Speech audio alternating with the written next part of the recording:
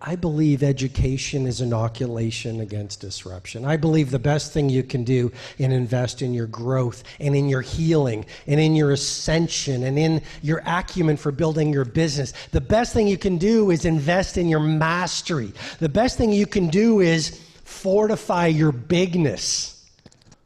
Right? The four interior empires. How many people know the concept, the four interior empires that I teach? Mindset, heart set, health set, and soul set. Those are the four empires that open up the doorway to every external empire of creativity, productivity, prosperity, mastery, service to humanity. And so the fact that you're in the room is a very big thing. So give your, and what we often do is could I have the stage monitors up a little, please, Jeff? What we often do is we beat ourselves up for what we're not, and we tear ourselves down for what we haven't achieved. And so what we do is we're like heroin addicts, always looking for the next fix. And it's actually called reward deficiency syndrome. Look at the person next to you and say, Robin just might be smarter than he looks. Just do that for me, please.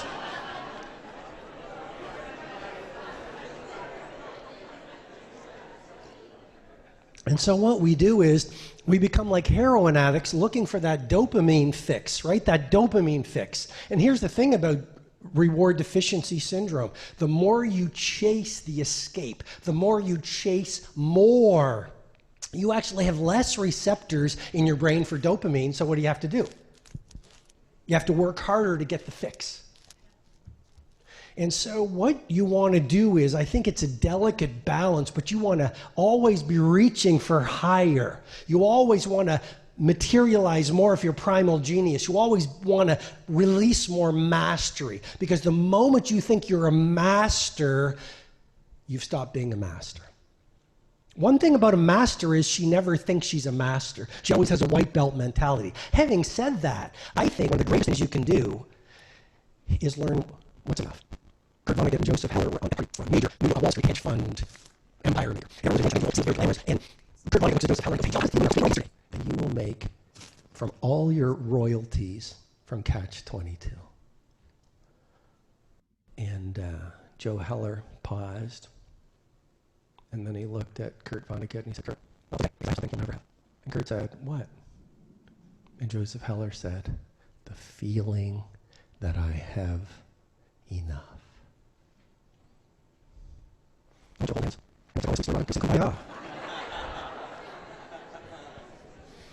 So, just come on, humor me, start singing Kumbaya. Like, yeah, hold hands. How many people are uncomfortable holding hands? Like, look at the faces here. I love documentaries. Has anyone seen the Woodstock? That was a fantastic one. And I've been really into documentaries even more than ever before. I watched one the other night called. Sit down. Yeah, I'm gonna sit down. I watched one the other night called Dream Killer. Didn't see Dream Killer. I was about this young guy. Was even at the scene of a murder. And two eyewitnesses said he was at the scene of a murder. He's been in prison for almost 10 years. He can see the world through set lenses. And I love this because I'm working on a concept called granular gratitude. Granular gratitude. You want to literally be, if you've read the 5 a.m. Club, 95% of people, the majority, they're all about superficiality. They might be grateful once a year on what? New Year's Day. But you want to be so granular about your gratitude that you notice the micro blessings. How many people saw the sun, the way the sun came up this morning? Yeah, right? It was just, I thought to myself, as I was riding my spin bike, I thought to myself, every single morning, nature paints a masterpiece that shows up at sunrise. I'm really into Rubens these days, the painter. It's not a new type of food. Is that like a bagel? Is that biohacking? I don't know about that. You're into Rubens? Is that like a Myers drip? And I'm all about biohacking. I love it. I do it. I get the Myers drip, and I get the phosphatidylcholine, and I get the glutathione. How do you get the glutathione push? James, how are you? That's a strong voice, huh? usually in the back, it's like, do not get the vitamin B12. So I love biohacking, and I don't like the cold showers because I like hot showers. Like, people, I got an invitation, January, would you like to come and hang out with Wim Hof and do all this cold stuff? And I go, no, I don't. No. I mean, I like the hot bath stuff. Winston Churchill had 2 hot baths every day, and I prefer that sort of technique for heat shock. Heat shock proteins for me work a little better than the cold shock proteins. So I believe in all that stuff. I believe in the science of world class, very important. I'm going to walk you through some of the science, and Deepak will walk you through. James will walk you through some of the science, as he always does so well. And yet, my dad is going to show up here tomorrow. How does that sound? And my mom is going to show up here tomorrow. Yeah. And it's interesting. My dad hasn't done any biohacking, and he's 83 years old, and he's in perfect health. And so so it reminds me, it's like biohacking and all of this, wonderful. Let's embrace the technology that's available. And yet, let's also remember the power of a clear conscience to reducing inflammation. Let's remember the value of a clean heart for rest and recovery and serotonin. Let's remember the value of creating a good name. Some of the simple fundamentals are so incredibly important. So, I want to tell you, for those of you how many new people do we have in the room here? Oh, wow, good. Actually, I want to do an exercise. So I want you all to stand up. First of all, one of my favorite overheads. Let's go to my laptop, please, Jeff. And he says, today I finally got my new car. By the way, this is I want you all to be possibilitarians and imaginationalists. He says, today I finally got my new car. My dream has come true. I'm not posting this to show off. I just want to tell you that if you have a dream and you work towards that dream, you can get there. Why did I choose silver? I have no idea. Okay, I found it funny. If you guys don't find it funny, I thought it was good. It amused me. Anyway, here's what we're going to do. It's called the AB exercise. I want you to pick a partner. First of all, pick your partner. Someone you don't know. Someone you don't know. So, everyone have a partner? Who doesn't have a partner? Oh, wow, you guys are good. Okay, 2 people. 2 people didn't have.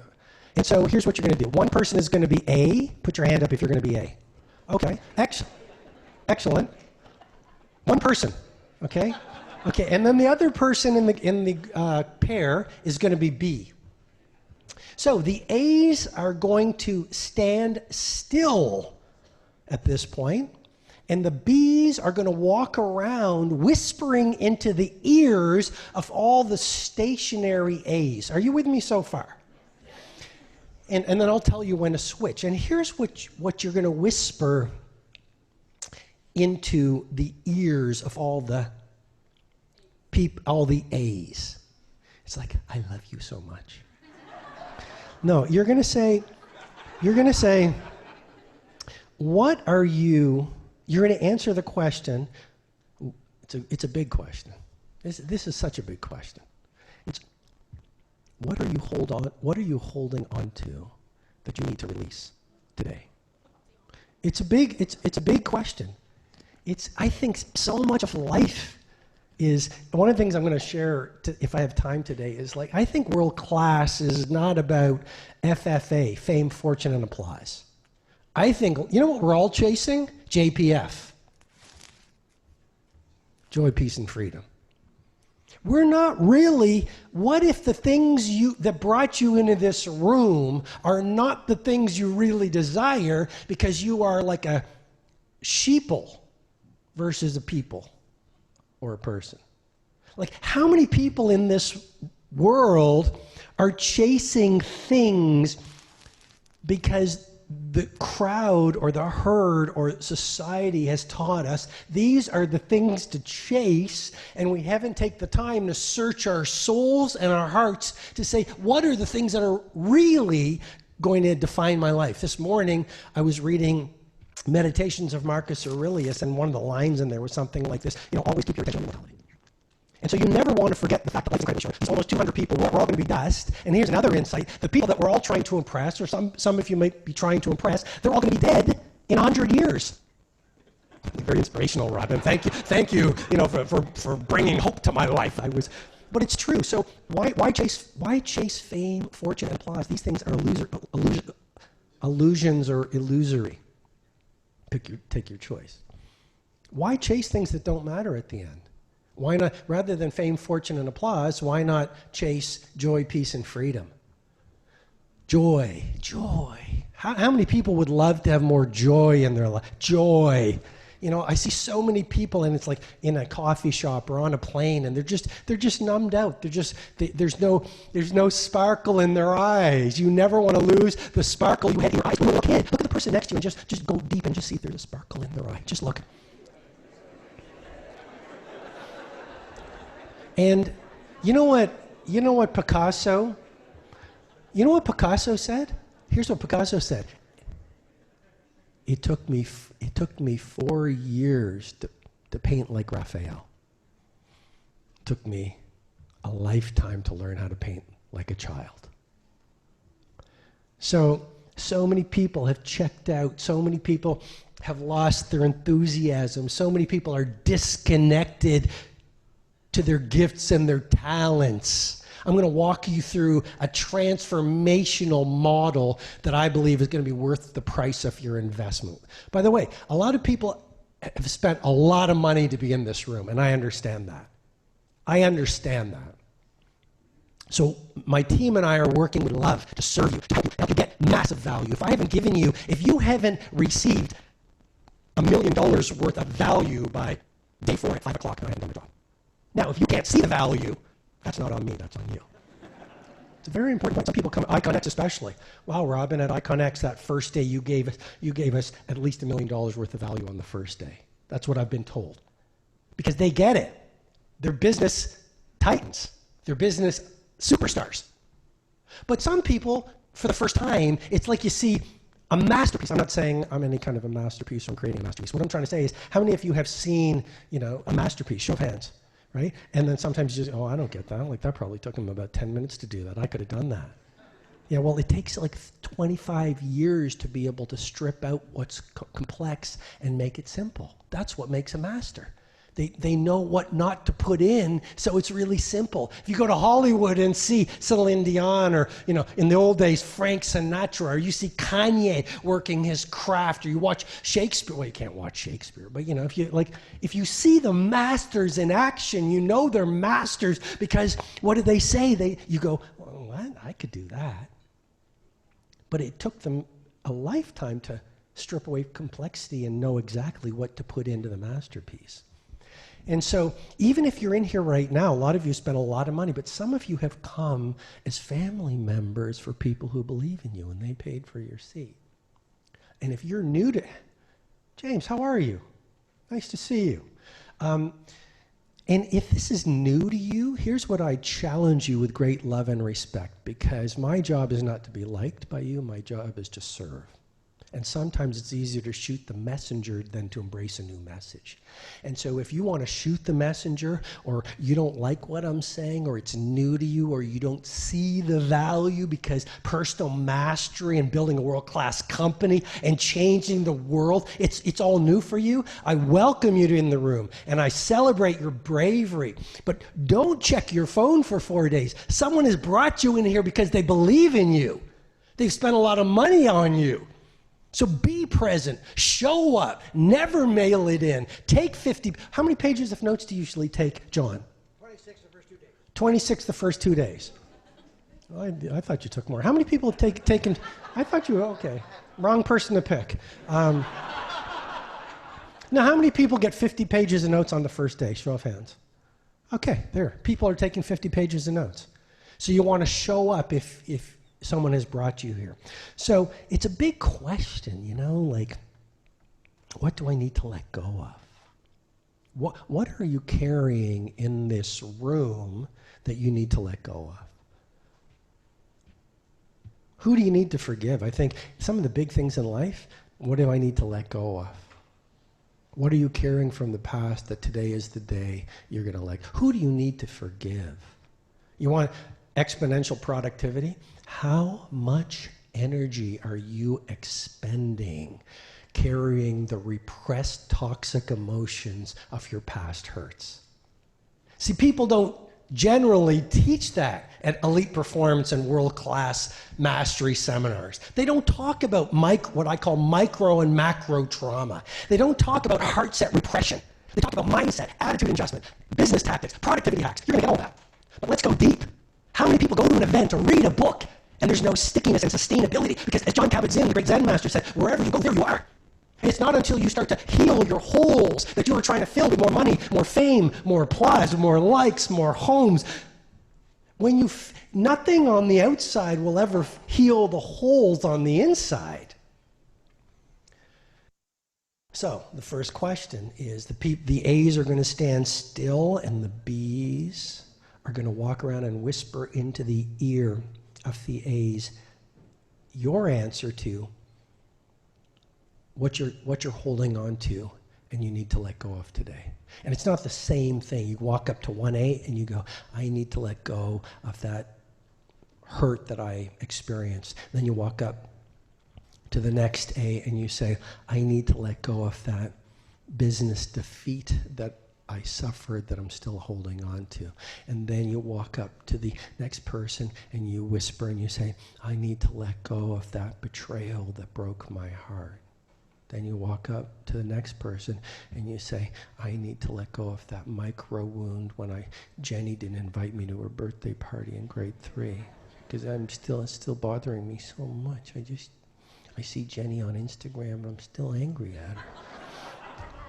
I bought my hat and I bought my party stuff and I had my special jacket on and I didn't get invited and I had a party at my own basement. I'm still like dealing with that. All right, everyone understand? Good. And then, did someone say no? Okay, well, the person next to you will explain it. So, and then I'm going to say stop, and then the A's go around, and you say, I need to let go of this, and I need to let go of this. Everyone with me on this? Who's excited? Who's terrified? All right, that's good. You want to go to the places, you want to visit the places that terrify you on a regular basis. Go ahead.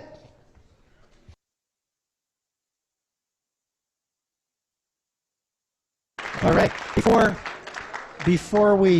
Before the A's start moving, I'm really curious. What are some of the things you need to let go of? Fear. Be specific. Who said fear? You said you're from Mexico, right? Viva Mexico. Always great to see you. You said fear. Here's an idea. Vague answers lead to vague results. Fear. Shift from any form of superficiality and get to granularity.